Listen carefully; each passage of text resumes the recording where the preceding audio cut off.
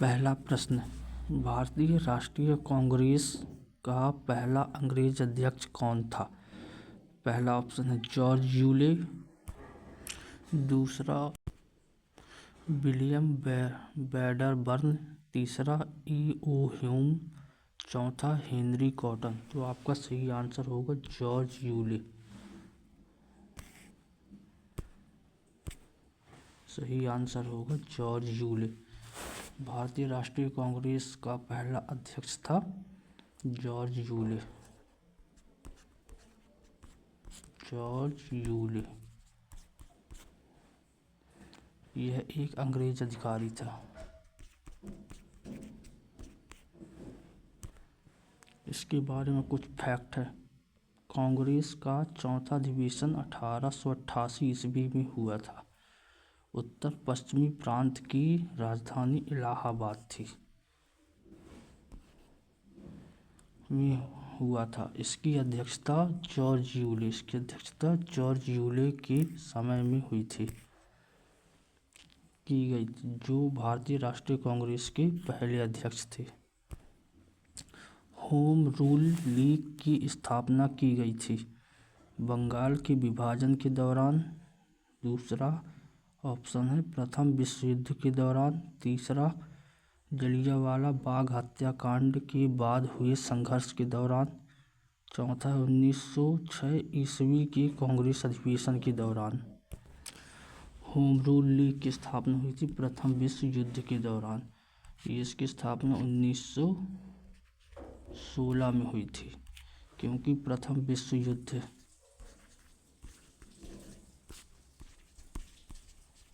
विश्व युद्ध 14 से 18 तक चला था।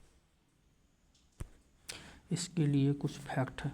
भारत में होम रूल लीग की स्थापना स्वशासन की प्राप्ति के लिए किया गया था। इसका उद्देश्य वर्ष 1916 में स्थापना हुई थी इसके बाल गंगाधर तिलक एवं एनी बेसेंट के द्वारा अलग अलग स्थानों में की गई थी। यह प्रथम विश्व युद्ध 1914 से 18 के बीच में हुआ था।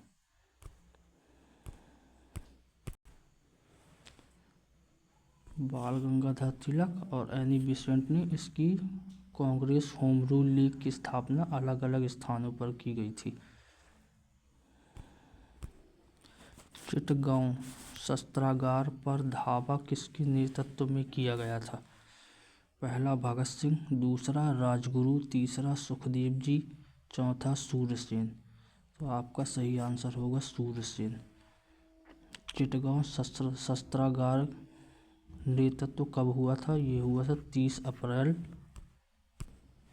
ये हुआ था नेतृत्व हुआ था 18 अप्रैल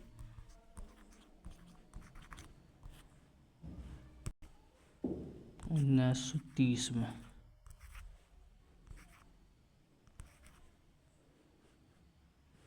1930 में। और कहाँ पर हुआ चिटगांव शस्त्रागार? ये हुआ था बंगाल में।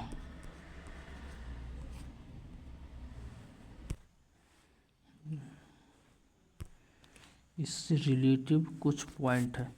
18 अप्रैल 1930 को सूर्यसेन के नेतृत्व चिटगांव, तत्कालीन जो बंगाल में था उस समय, शस्त्रागार पर धावा बोला गया। सूर्यसेन को प्यार से लोग मास्टर दा भी कहते थे।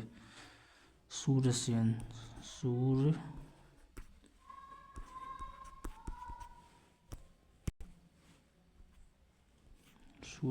को लोग मास्टर दा की उपाधि।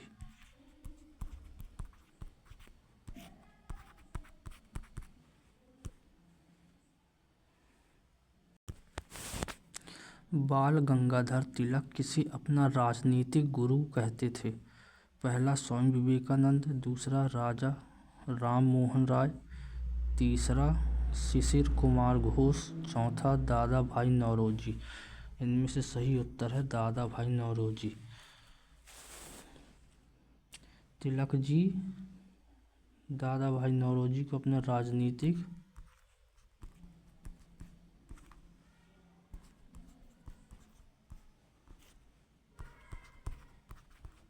गुरु मानते थे।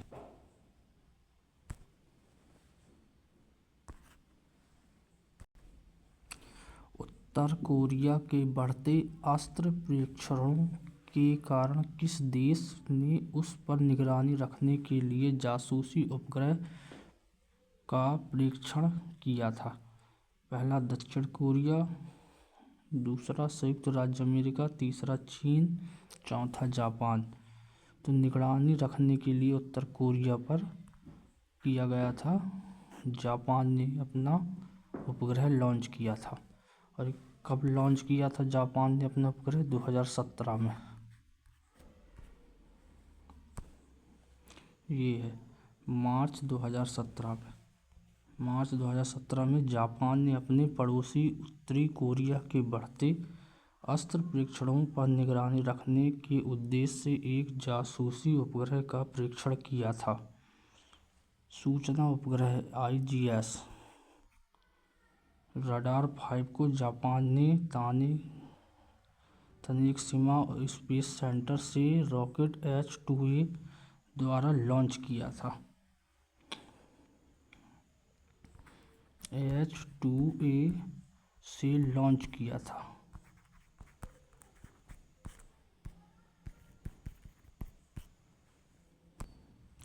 जुलाई 2017 में सामाजिक, आर्थिक तथा जाति जनगणना 2011 ICCC 2011 के लिए कितनी पुरस्कृत राशि मंजूर की गई थी? ये मंजूर की गई थी राशि 7,983 करोड़ 7,983 करोड़ की राशि मंजूर की गई थी।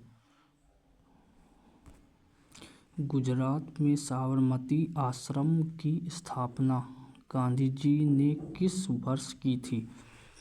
1916 में, दूसरा 1917 में, तीसरा ऑप्शन 1918 में, चौथा ऑप्शन 1929 में। तो आपका सही आंसर होगा 1917 में। 1917 में दरअसल 17 जून 1917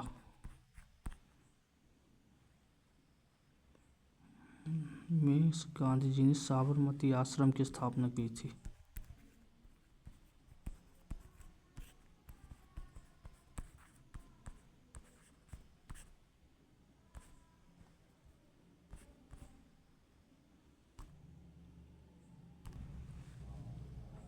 कुछ इंटरेस्टिंग पॉइंट। गुजरात में साबरमती आश्रम की स्थापना गांधी जी ने 17 जून 1917 में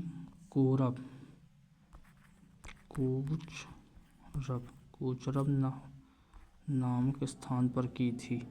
गांधी जी ने अपना प्रथम दांडी मार्च यहीं से प्रारंभ किया था। भारत सेवक समाज की स्थापना किसने की थी?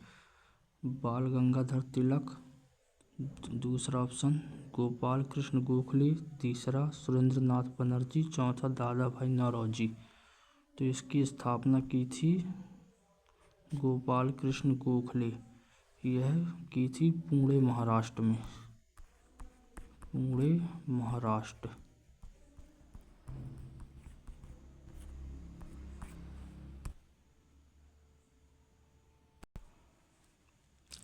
भारत सेवक समाज सर्वेंट ऑफ इंडिया सोसाइटी की स्थापना, इसका अंग्रेजी वर्ड है सर्वेंट ऑफ इंडिया सोसाइटी की स्थापना गोपाल कृष्ण गोखले ने पुणे, महाराष्ट्र में 12 जून 1905 को की थी।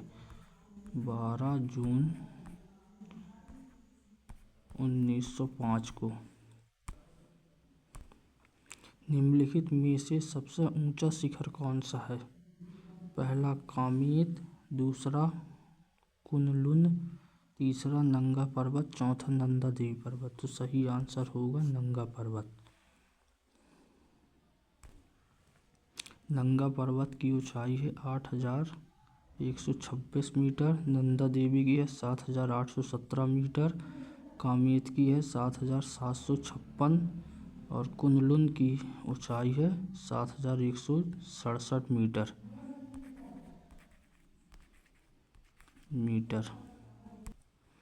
प्राकृतिक मार्ग उपलब्ध कराने वाले पर्वत को किसी अंतराल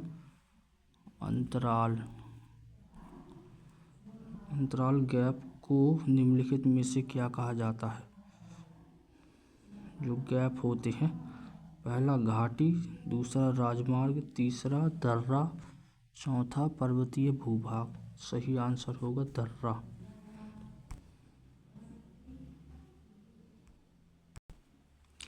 प्राकृतिक मार्ग जो उपलब्ध कराते हैं उस गैप को दर्रा कहा जाता है। भारत में सबसे ऊंचा पठार कौन सा पठार होता है? दक्षिणी पठार, छोटा नागपुर का पठार, लद्दाख का पठार या बघेलखंड का पठार। ये होता है सबसे ऊंचा पहाड़ लद्दाख का पठार। यह क्वेश्चन बहुत इम्पोर्टेंट है एग्जाम की दृष्टि से। मल्टीटास्किंग में पूछा गया है, एमटीएस में 2014 में पूछा गया है ये प्रश्न, इसलिए आप इसे याद रखना, बहुत इम्पोर्टेंट आईएमपी प्रश्न हो जाता है। इससे रिलेटेड कुछ फैक्ट हैं। भारत में सबसे ऊंचा पठार लद्दाख का पठार है। वस्तुतः तिब्बत का पठार एक भाग है। तिब्बत के पठार पश्चिमी उत्तरी भाग में है जो 5,000 मीटर की ऊंचाई वाला है और चातंग इलाका है जो भारत के लद्दाख क्षेत्र में फैला हुआ है।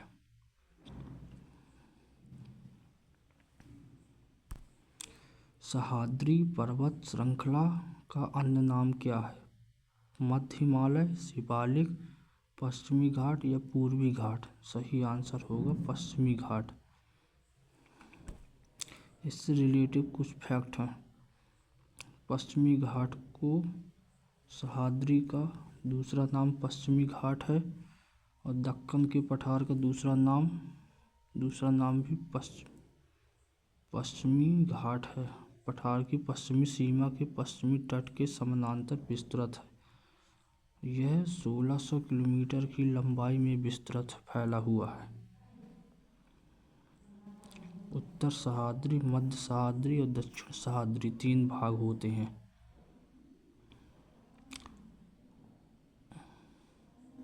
मध्य सह्याद्री को महाप्रभा नदी के उद्गम से लेकर पालघाट दर्रे के बीच तथा दक्षिण सह्याद्री पालघाट दर्रे से लेकर कन्याकुमारी तक फैला हुआ है। निम्नलिखित में से कौन सा कथन सही है? महादेव की पहाड़ियाँ मैकाल पर्वत के पश्चिमी घाट में हैं। महादेव की पहाड़ियाँ कर्नाटक पठार का हिस्सा है। महादेव की पहाड़ियाँ छोटा नागपुर पठार के पूर्व में हैं। महादेव की पहाड़ियाँ अरावली पर्वत श्रेणी का हिस्सा है। इनमें से सही बताना है। तो सही आंसर होगा महादेव की पहाड़ियाँ मैकाल पहाड़ी के पश्चिम में हैं। नाग, तीबा और महाभारत पर्वतमालाएं किसमें शामिल हैं? पार हिमालय में, दूसरा उच्च हिमालय में, तीसरा निम्न हिमालय में, चौथा अधो हिमालय में। तो नाग और तीबा महाभारत पर्वत श्रृंखलाएं हैं निम्न हिमालय में। इनकी ऊंचाई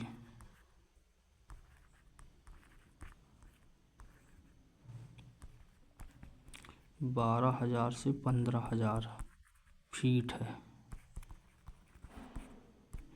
मीटर में 3700 मीटर से 4500 मीटर है। ये नाग और तीबा महाभारत पर्वतमालाएं निम्न हिमालय कहलाती हैं, शामिल होती हैं। इस क्षेत्र की औसत ऊंचाई 12,000 से 15,000 फीट है और 3700 से ये मीटर में 3700 से 4500 मीटर है। इसका क्षेत्रफल शिवालिक दक्षिण हिमालय भाग और उत्तरी हिमालय भाग में आता है। यह पंजाब, कुमाऊं और नेपाल, असम तक फैली हुई है।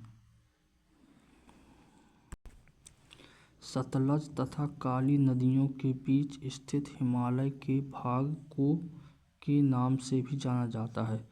पहला पंजाब हिमालय, दूसरा नेपाल हिमालय, तीसरा कुमाऊं हिमालय, चौथा असम हिमालय। आसाम नहीं, असम हिमालय होगा।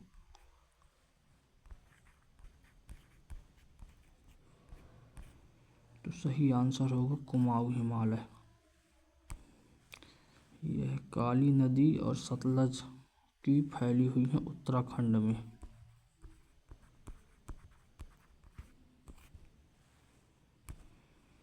सतलज, ये रिलेटिव फैक्ट, हिमालय के भाग को कुमाऊं हिमालय के नाम से जाना जाता है। यह उत्तराखंड में फैला हुआ है। इसमें नंदा देवी, बद्रीनाथ, केदारनाथ, त्रिशूल आदि इस क्षेत्र के प्रमुख शिखर हैं। यह प्रश्न भी आईएमपी हो जाता है। वैसे सभी प्रश्न आईएमपी, लेकिन ये परीक्षा के दृष्टिकोण से ये भी एसएससी सीपीओ में पूछा गया प्रश्न है। ये बृहत ग्रेटर हिमालय का दूसरा नाम क्या है? हिमाद्री, सह्याद्री, असम हिमालय, शिवालिक हिमालय। इसका नाम है हिमाद्री। इसको बृहत ग्रेटर इसलिए कहा जाता है क्योंकि यह बहुत बड़े क्षेत्र में फैला हुआ है।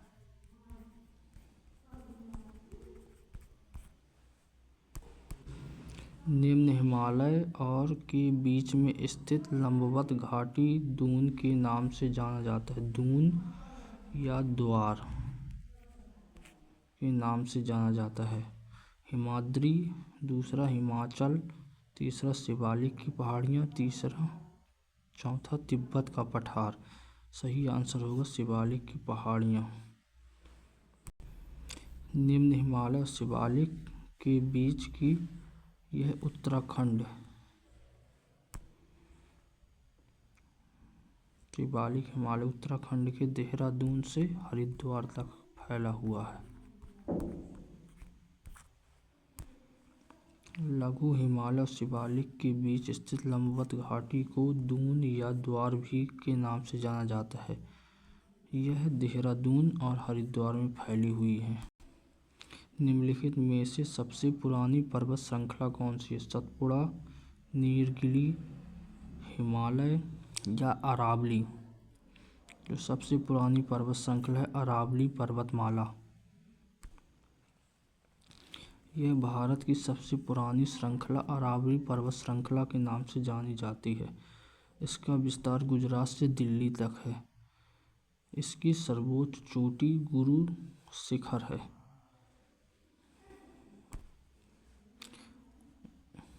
अरावली पर्वत माला की सर्वोच्च शिखर है गुरु शिखर।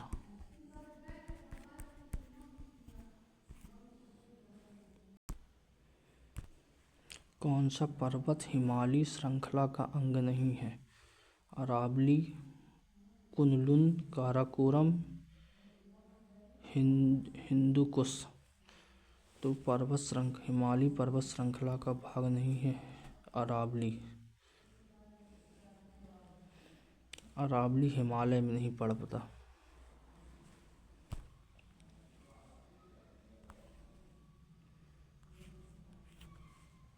अरावली इस श्रृंखला का अंग नहीं है। गांधी जी ने सत्याग्रह की कला को अभ्यास रूप में कहाँ सीखा था?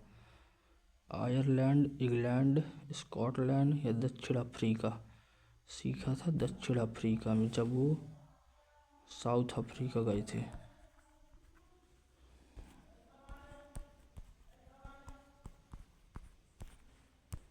यह बहुत आईएमपी प्रश्न है। यह मल्टीटास्किंग में पूछा गया था 2013 में। गांधी जी ने अपने दक्षिण अफ्रीका प्रवास के दौरान यह सत्याग्रह की कला अभ्यास के तौर पर सीखी थी।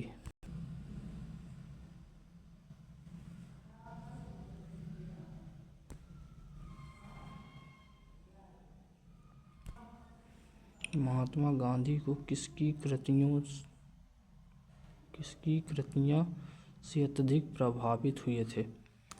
पहला बर्नार्ड की कृतियां, दूसरा कार्ल मार्क्स की कृतियां, तीसरा लेनिन की कृतियाँ, चौथा लियो टॉलस्टॉय की कृतियाँ। सही आंसर होगा लियो टॉलस्टॉय की कृतियाँ।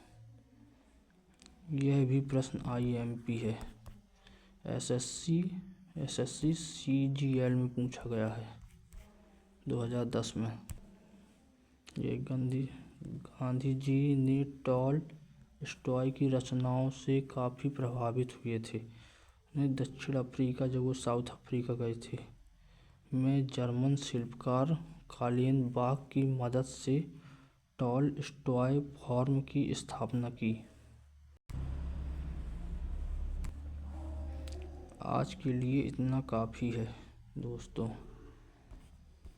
आज की क्लास यहीं समाप्त करते हैं। जब तक ऐसी ही वीडियो देखने के लिए चैनल को सब्सक्राइब करें और बेल आइकन को प्रेस ज़रूर करें, क्योंकि अगली आने वाली वीडियो का नोटिफिकेशन जिससे आसानी से प्राप्त हो सके। तब तक के लिए चैनल को सब्सक्राइब करें